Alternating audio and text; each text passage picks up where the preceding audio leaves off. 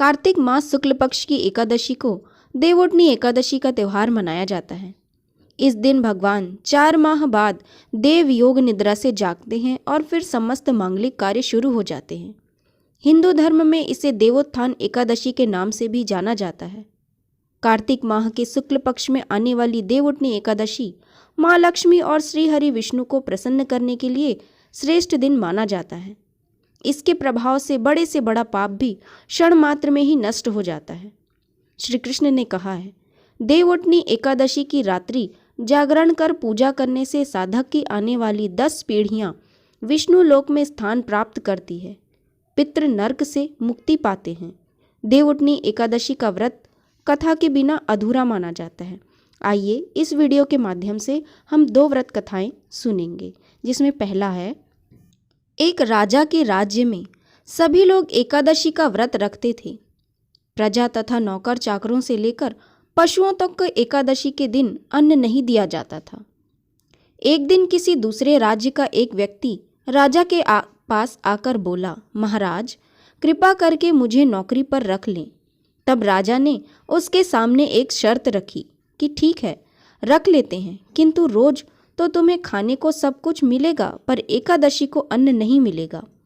उस व्यक्ति ने उस समय हाँ कर ली, पर एकादशी के दिन जब उसे फलाहार का सामान दिया गया तो वह राजा के सामने जाकर गिड़गिड़ाने लगा, महाराज इससे मेरा पेट नहीं भरेगा, मैं भूखा ही मर जाऊंगा, मुझे अन्न दे दो।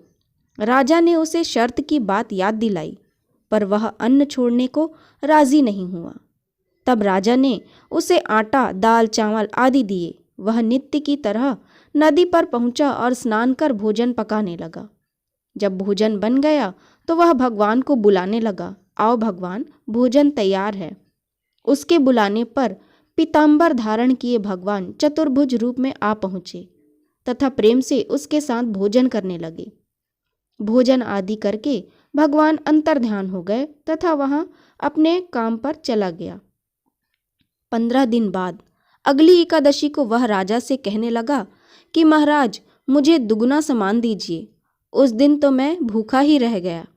राजा ने कारण पूछा तो उसने बताया कि हमारे साथ भगवान भी खाते हैं, इसलिए हम दोनों के लिए ये सामान पूरा नहीं होता। ये सुनकर राजा को बड़ा आश्चर्य हुआ।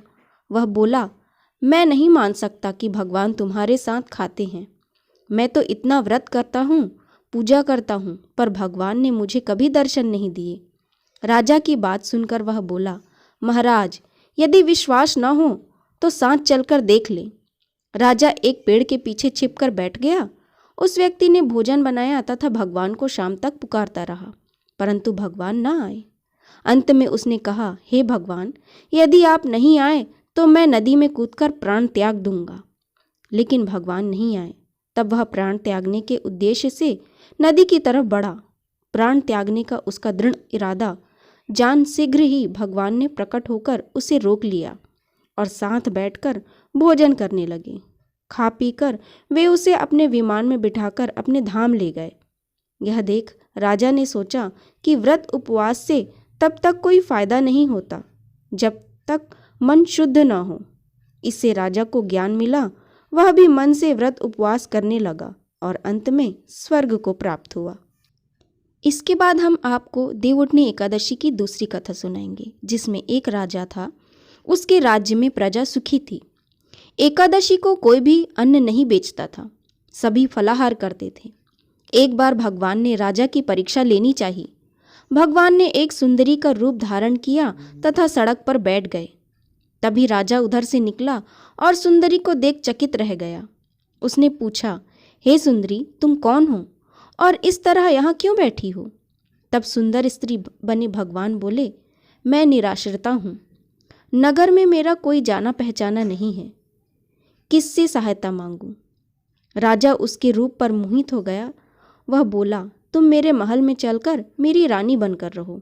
सुंदरी बोली, मैं तुम्हारी बात मानूंगी, पर तुम्हें राज्य का अधिकार मुझे सौंपना होगा। राज्य पर मेरा पूर्ण अधिकार होगा। मैं जो भी बनाऊंगी तुम्हें खाना होगा। राजा उसके रूप पर मोहित था, अतः उसकी सभी शर्तें स्वीकार कर ली। अगले दिन एकादशी थी। रानी ने हुक्म दिया कि बाजारों में अन्य दिनों की तरह अन्न बेचा जाए। उसने घर में मांस मछली आदि पकवाए तथा परोसकर राजा से खाने के लिए कहा। यह देखकर राजा बोला, रानी, आज एकादशी है, मैं तो केवल फलाहार ही करूँगा। तब रानी ने शर्त की याद दिलाई और बोली, या तो खाना खाओ, नहीं तो मैं बड़े राजकुमार का सिर काट दूंगी। राजा ने अपनी स्थिति बड़ी रानी से कही तो बड़ी रानी बोली, महाराज, धर्म ना छोड़ें, बड़े राजकुमार का सिर दे दें। पुत्र तो फिर मिल जाएगा पर धर्म नहीं मिलेगा। इस दौरान बड़ा राजकुमार खेल कर आ गया। माँ की आंखों में आंसू देखकर वह रोने का कारण पूछने लगा तो माँ ने उसे सारी वस्तु स्थिति बता दी। तब वह बोला, मैं सिर देने के लिए तैयार हूँ, पिताजी के धर्म की रक्षा होगी, जरूर होगी। राजा दुखी मन से राजकुमार का सिर देने को तैयार हुआ तो रानी के रूप से भगवान विष्णु ने प्रकट होकर असली बात बताई। राजन, तुम इस कठिन परीक्षा में पास हुए। भगवान ने प्रसन्न मन से राजा से वर मांगने को कहा तो राजा बोला, आपका दिया सब कुछ है, हम हमारा उद्धार करें। उसी समय वहां एक विमान उतरा। राजा ने अपना राज्य पुत्र को सौंप दिया और विमान में बैठकर परम धाम को चला गया। यहाँ देवउठनी एकादशी की कथा समाप्त होती है। अगर हमारी सुनाई हुई कथाएं आपको अच्छी लगती हैं तो वीडियो को लाइक, शेयर और चैनल पर नए हैं तो चैनल को सब्सक्राइब ज़रूर कीजिएगा। वीडियो के अंत में तुलसी मैया की आरती।